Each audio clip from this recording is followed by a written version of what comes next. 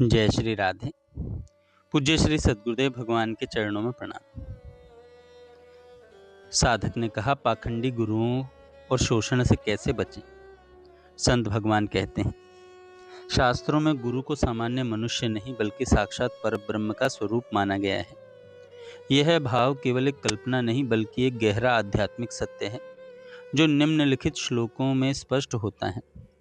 गुरुर् ब्रह्मा गुरुर्विष्णु गुरुर्देवो महेश्वर गुरु साक्षात परब्रह्म तस्मै श्री गुरुवे नमः। यह श्लोक स्पष्ट करता है कि गुरु केवल एक शिक्षक नहीं बल्कि वे स्वयं ब्रह्मा विष्णु महेश के सृजन पालन और संहार शक्तियों के साक्षात स्वरूप हैं। वे ही परब्रह्म हैं। गुरु वह है जो उस परम पद का प्रदर्शन कराते हैं, उस परम पद का दर्शन कराते हैं जो अखंड सत्ता के रूप में संपूर्ण चराचर जगत में व्याप्त है। जो साधक अपने गुरु में भगवान को देख लेता है वो इसी जीवन में मुक्त हो जाएगा। लेकिन इस मार्ग पर चलते हुए साधक को कई व्यवहारिक शंकाओं का भी सामना करना पड़ता है। इस गहन श्रद्धा के मार्ग पर विवेक और सावधानी अत्यंत आवश्यक है। यहाँ कुछ सामान्य शंकाएं, उनके समाधान दिए गए हैं। जब दूसरे संत ज्ञान दे रहे हों, ऐसी स्थिति बन सकती है कि आपके गुरुदेव मौन हों लेकिन कोई अन्य संत भगवत चर्चा या ज्ञान की बातें कर रहे हों। ऐसे में साधक को यह मानना चाहिए कि मेरे गुरुदेव ही इनके रूप में बोल रहे हैं। सभी संतों का आदर करें लेकिन अपने गुरु के प्रति सर्वोच्च और अनन्य भाव रखें। उनका स्थान और कोई नहीं ले सकता। यहाँ सबसे महत्वपूर्ण नियम यह है, सुननी सबकी है पर माननी अपने गुरुदेव की है। यदि किसी अन्य संत का उपदेश आपके गुरु द्वारा दिए गए मार्ग के विपरीत हो तो उसे आदरपूर्वक सुने, प्रणाम करें, पर अपनी साधना में अनुसरण केवल अपने गुरु के निर्देशों का ही करें।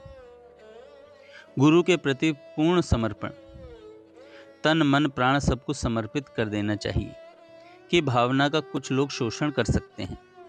यह एक गंभीर खतरा है जिससे हर साधक को सावधान रहना चाहिए। यहाँ एक सूक्ष्म लेकिन महत्वपूर्ण भेद को समझना आवश्यक है। एक साधक से साधना के मार्ग पर चलते हुए कोई चूक या भूल हो सकती है क्योंकि वह अभी यात्रा में है, लेकिन एक सच्चे गुरु पहुँचे हुए तत्व हैं, वे साधक नहीं हैं। इसलिए यदि कोई व्यक्ति गुरु के वेश में शिष्य का शोषण करने का प्रयास करता है तो यह कोई चूक नहीं है, यह स्पष्ट रूप से पाखंड है। यदि कोई भी व्यक्ति जो स्वयं को गुरु या संत कहता है किसी शिष्य के शरीर का शोषण करने का प्रयास करता है तो वह गुरु नहीं बल्कि एक पाखंडी है। एक सच्चा गुरु पिता के समान या माया मुक्त होता है। वह ऐसे भोगों को कभी स्वीकार नहीं कर सकता।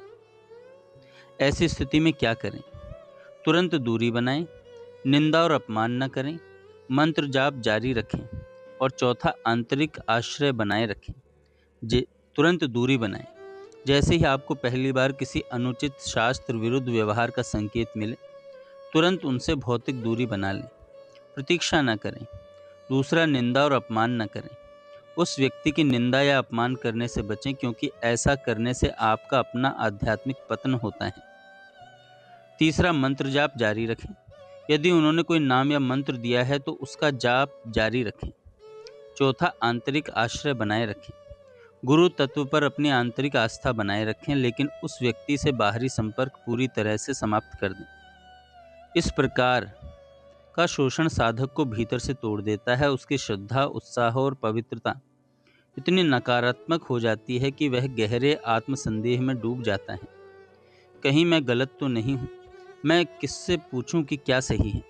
जब तक उसे सही मार्गदर्शन मिलता है तब तक बहुत देर हो चुकी होती है। उसे सच्चे संतों में भी दोष दिखाई देने लगता है जिससे वह सत्य से बहुत दूर चला जाता है। निष्कर्ष है, गुरु में ईश्वर को देखना निस्संदेह आध्यात्मिक उन्नति का सर्वोच्च भाव है और हर साधक के लिए एक लक्ष्य होना चाहिए। यह मार्ग गहरी श्रद्धा और पूर्ण विश्वास की मांग करता है। हालांकि इस श्रद्धा के साथ साथ विवेक का दीपक जलाए रखना भी उतना ही महत्वपूर्ण है। अपने आचरण को हमेशा शास्त्र सम्मत रखें और किसी भी ऐसी गतिविधि से दूर रहें जो शास्त्र के विरुद्ध हो। जय श्री राधे।